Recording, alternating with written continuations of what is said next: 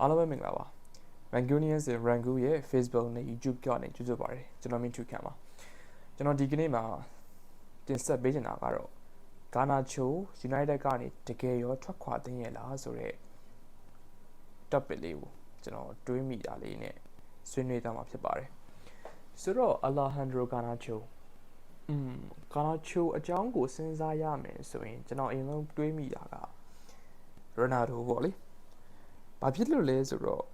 ဂါနာချိုဟာ Ronaldo ကိုအရင် admire ဖြစ်တယ်လူငယ်တယောက်အနေနဲ့ Ronaldo လို့တကယ် senior ကြီးတွေကို world class player ကြီးတွေ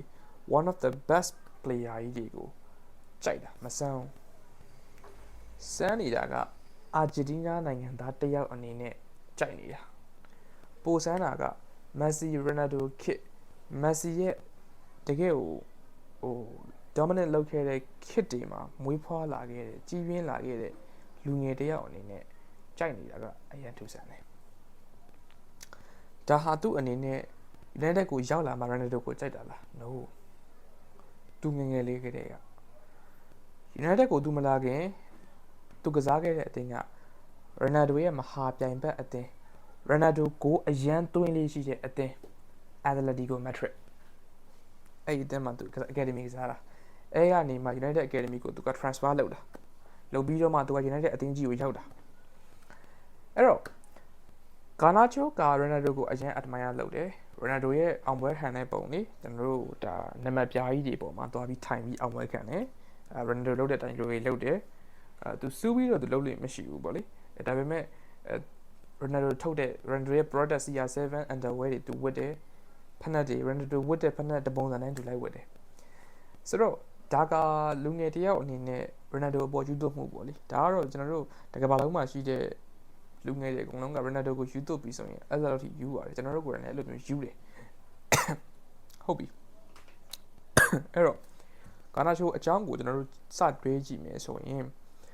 ဒါ Ronaldo ကတော့နံပါတ်1ကနေကျွန်တော်တို့ပါပြီးသွားပြီအဲ့တော့ဂါနာချိုရဲ့သူ့ရဲ့ကစားပုံတွေမပြောခင်သူ့ရဲ့ဒီ goal contribution လို့ခေါ်တဲ့ goal ပေါင်ပတ်သက်မှုအကြောင်းလေးရင်စဉ်းစားကြည့်အောင်ဂါနာချိုက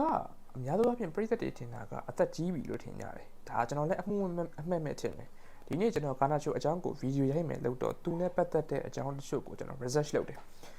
လို့တော့ကျွန်တော်ဗာတွေးရလဲဆိုသူ့ရဲ့အသက်ကိုကျွန်တော်ပြန်သွားတွေးတယ်2004ခုနှစ်ဖွာအသက်20ပဲရှိသေးတယ်ဆိုတော့2004ခုနှစ်ဖွာအသက်20ဆိုတဲ့အရွယ်ပမာဏဟာငယ်သေးတယ်ပေါ့လေတော်တော်ငယ်သေးတယ်လို့ပြောလို့ရတဲ့အနေအထားမှာရှိတယ်ဆိုတော့ဒီအနေအထားမှာဘာဖြစ်လို့သူ့ကိုပြည်သက်တွေကအသက်ကြီးပြီလို့ခံစားရတာလဲဆိုလို့ရှိရင်သူ့ရဲ့ United မှာပွဲထွက်ခွင့်ရထားတဲ့ရာသီတွေအကြောင်းပဲသူဟာအသက်18နှစ်ကျော်18နှစ်မပြည့်သေးခင်ကာလမှာ United အတွက်သူကစားခွင့်ရတယ်အဲ့ဒါက2021-22ရာသီအဲ့ဒီရာသီမှာသူစကစားရတယ်အဲ့တုန်းက Ronaldo စရောက်တဲ့ရာသီပေါ့လေကျွန်တော်မ49ကိုပြီးသူစကစားတာအဲ့ကနေ21-22ပြီးရင်22-23 23-24 24-25စုစုပေါင်း4ရာသီရှိပြီသူကစားတာဒီ4ရာသီအတွင်းမှာပြိုင်ပွဲစုံပွဲပေါင်း144ပွဲ Manchester United အတွက်သူကစားတယ်ဂိုးပေါင်ပတ်သက်မှုက48ချိန်ထိရှိတယ်ကြောက်ကမလေးလေးပဲဘယ်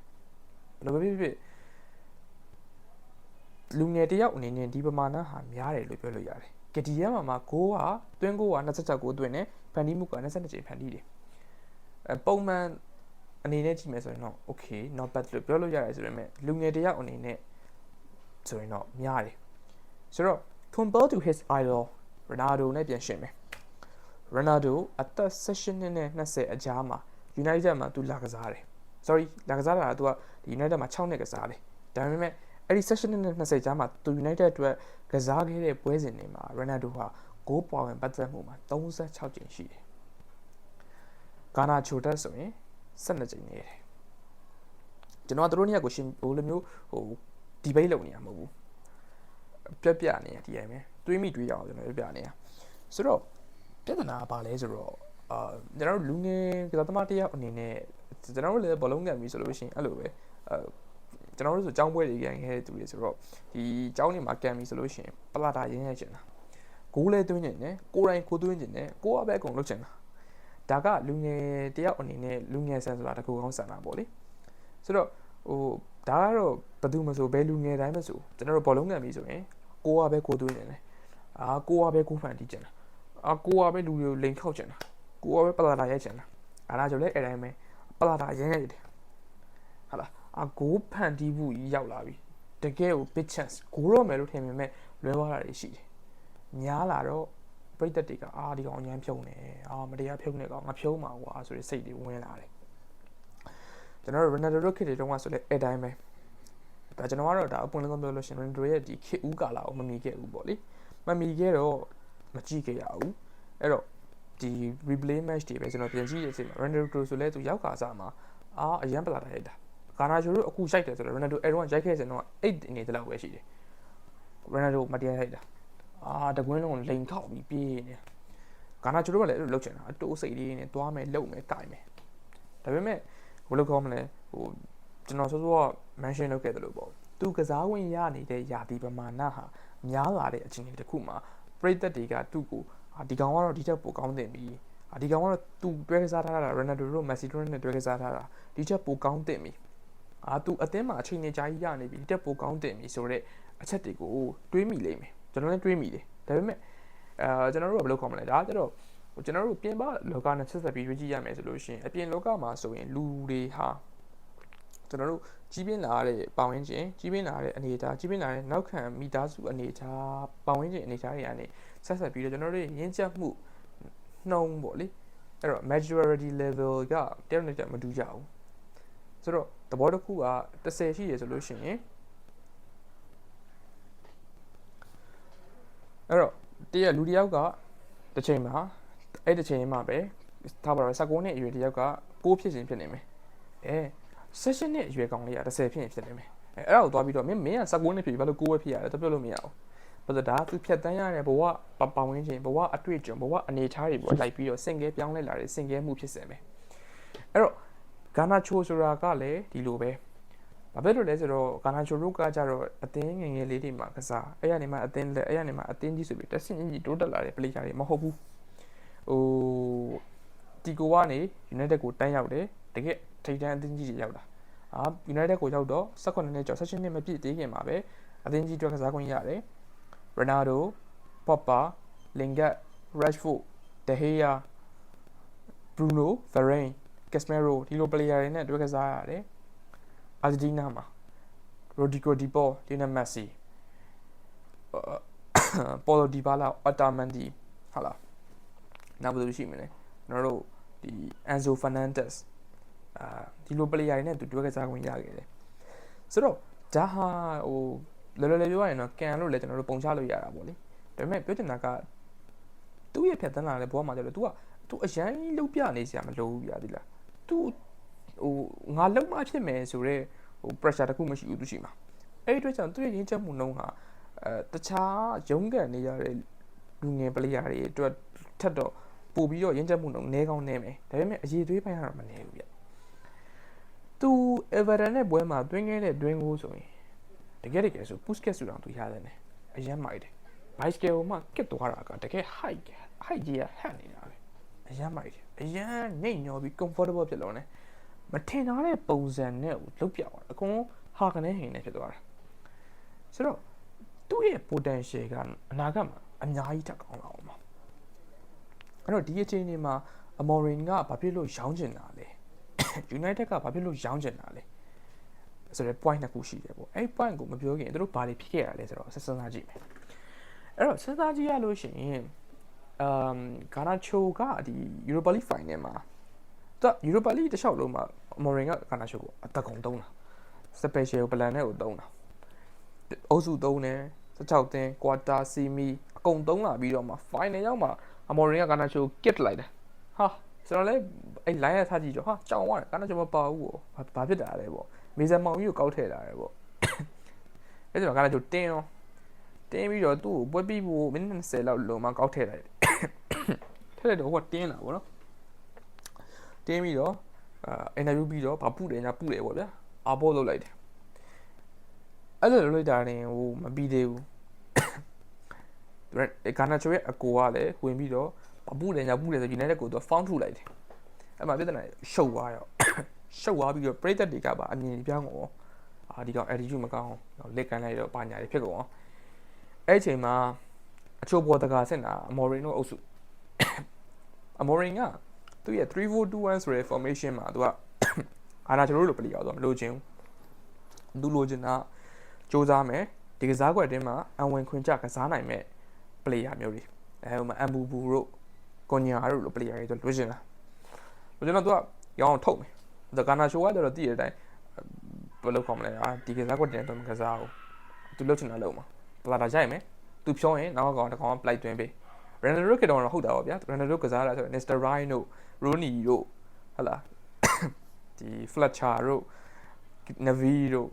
တကယ်ဆရာကြီးနေကစားလေဒါက Ronaldo ခေတ်တုန်းကတော့ဟုတ်တယ်လေဒီခေတ်မှာဆိုတော့သူဖြုံးလို့လည်းဘယ်သူမှမသွင်းပေးဘူးလေသိရမလားဆိုတော့ဒီနေသားမှာအဲ့လိုမျိုးတွေရှုပ်ထွေးလာတာဗောလေရှုပ်ထွေးလာခြင်းမှာအမော်ရင်ကလည်းကဲငါကစားကွက်မှာတော့ကာနာချိုကအသုံးမဝင်ဘူးအဲ့တော့ငါကတော့ကာနာချိုကိုရောင်းချင်တယ်ဆိုပြီးပုတ်ဖွဲ့ကိုပြောတယ်ပုတ်ဖွဲ့ကလည်းတီးတဲ့အတိုင်းစာဂျင်ရက်လစ်တို့ဘောလုံးကိုဘာမှနားမလဲတဲ့အုပ်စုတွေဆရာကြီးများအုပ်စုကလည်းကာနာချိုရောင်းမယ်ရတဲ့ပတ်စံနဲ့လူသက်တွေဝဲမယ်ဟာကာနာချိုကိုရောင်းမယ်ဆိုတော့ပြောင်းရွှေ့ကြီးဘယ်လောက်လဲဆိုတော့အစပိုင်းတုန်းကတက်တာက45တန်50ဆိုပြီးတက်တယ်မနေ့ကနောက်ဆုံးတက်လာတဲ့သတင်းကဆိုရင်တော့ independent ကဖော်ပြထားတဲ့သတင်းအရာ goals ကလည်းဖော်ပြထားတယ်အဲ့ဒီမှာဆိုရင်တော့ပေါင်သန်း80ရမှရောင်းမယ်ဆိုပြီးပြောထားတယ်တကယ်တမ်းကစဉ်းစားကြည့်ပြညီကိုတို့အမ်ဘူဘူကွန်ညာ25 26 29ပါဝင်နေပလီရတယ်ပေါင်သန်း80ကိုဟိုဘက်ကတပြားလေးမှမရှုံးအသက်ကုန်တောင်းတာကာနာချိုအသက်အခုမှ20ပြည့်ုံပဲရှိသေးတယ်ဒီပလေယာကိုကျွန်တော်တို့ကဘာအတွက်ရောင်းပါလဲဘာအတွက်တန်း80ပေးပြီးရောင်းပါရပြီးတော့ရောင်းပါလေအနာဂတ်မှာဒီတက်ပို့ပြီးတန်းလာနိုင်တယ်20ပဲရှိသေးတာကာနာချိုဒီအသက်20ပြီးွား21 22လုံးဝကျော်23လောက်ထိတူကောင်းနိုင်နေတယ်ဗျာစောင့်ကြည့်လိုက်အောင်အဲ့လိုစောင့်ကြည့်လိုက်လို့ဒါကိုယ့်အတွက် investment တစ်ခုပဲအဲ့ဒီ investment ကကိုယ့်အတွက် minus မဖြစ်သွားဘူးဘာဖြစ်လို့လဲဆိုတော့ဒီ player ကိုကျွန်တော်တို့က academy ကနေဆွဲတင်လာတာဟုတ်လားကျွန်တော်တို့တော့ငါတို့ကတော့ဒီကောင်ကိုခေါ်လိုက်လို့ငါတို့တို့အတင်းမှာ profit က minus ဖြစ်တယ်ဆိုပြီးတော့မဖြစ်ဘူးကျွန်တော်တို့အတွက်ကဟိုဘယ်လိုခေါ်မလဲဘလို့ဖြစ်ကျွန်တော်တို့ကအရင်ပဲဗျာအရင်နဲ့အမြတ်ပဲဒါပဲရှိတယ်အဲ့တော့ United အနေနဲ့နှစ်နှစ်သုံးနှစ်အတွင်းမှာကာနာချိုကိုထပ်ပြီးတော့ train အမော်ရင်တို့အနေနဲ့လည်းထပ်ပြီးတော့ train ပြီးတော့နောက်တဲ့ level တစ်ခုကိုရောက်အောင်ပို့ပေးနိုင်မယ်ဆိုရင်နောက်3-4နှစ်အတွင်းမှာကာနာချိုဟာပေါင်ကိုတန်း100ကျော်လောက်ကတော့ AC တက်အောင်ပါဘာဖြစ်လို့လဲဆိုတော့ပြောင်းလဲလာတဲ့ခီအစီးကြောင်းနဲ့အတူဘောလုံးရဲ့ငွေကြေးဟာလည်းအရင်မြင့်မားလာတယ်ဒီအချိန်တကူမှာဟာလာဒီ player ရဲ့တန်ဖိုးပိုတက်လာအောင်ပါဒီအချိန်မှာကာနာချိုကိုတန်း90ကျောင်းလိုက်လေ3နှစ်လား4နှစ်လားအဲ့ဒီအချိန်အတွင်းမှာ United နောင်နာအကြီးရပြီနောင်နာအကြီးကျယ်ရတော့မှာ United ဟာလာအထားပါတော့ကာနာချိုကကွန်တီရိုလက်အောက်ကိုရောက်သွားမယ်နာပိုလီရောက်သွားမယ်အာဒါမှမဟုတ်ရင်လည်းဒီတခြား Premier League ပြန်ပဲတက်ရောက်သွားမယ် Arsenal တို့ Chelsea တို့ရောက်သွားမယ်သူပိုကောင်းမှာပါပဲတော်မီနီလေးကိုပဲကြည့်ပိုကောင်းလာတယ်လေပြောချင်တာကဒီလိုပိုကောင်းလာမှလွတ်တယ်ငါကြီးနေမယ်အခုတော်မီနီဆိုလည်းကျွန်တော်လွတ်တယ်ငါကြီးနေရပဲဟာငါတို့ချစ်တယ်ငါတို့ရဲ့ Scott Tomine လေးငါတို့နှမျောလိုက်တာလွတ်တယ်ငါကြီးသွားတာလေအခုဂါနာရှိုးရောင်းလိုက်မယ်လွတ်တယ်ငါကြီးအောင်ပါဟုတ်လားသူ့တန်ငယ်လေးဗျာသူ့ရဲ့ဒီကစားမပွားတော့15နှစ်လောက်သူထက်ဖြတ်တန်းအောင်ပါအဲ့တော့ကျွန်တော်တို့ကဟိုဘယ်လိုကောမလဲသွားရှောင်းလိုက်တာကျွန်တော်တို့အတွက်ကအကြီးကျယ်နောင်နာရနေရမယ်ကိစ္စတစ်ခုဖြစ်တဲ့အတွက်ကျွန်တော်ကတော့ဒါလုံးဝမရောင်းစေချင်ဘူးသူ့ကိုအမော်ရင်တို့အနေနဲ့ပို့ပြီးတော့ better person ဖြစ်လာအောင် better player ဖြစ်လာအောင်သူ့ရဲ့ attitude ကိုရောသူ့ရဲ့ playing style ကိုရောပြောင်းလဲပေးမယ်ဆိုရင်သူဟာနောက်ထပ် level တစ်ခုကိုတက်လာနိုင်တဲ့ potential အရင်မြင်မာတဲ့ player တစ်ယောက်ဖြစ်တယ်ဆိုတော့အခုချိန်မှာကာနာချိုနဲ့ပတ်စံရှာဖို့မလိုသေးဘူးဗျရောင်းလေ Rashford တို့ Anthony တို့ထုတ်ခေါင်းနေထုတ်ခေါင်းနေဘာမှမဟုတ်တော့လက်ခံ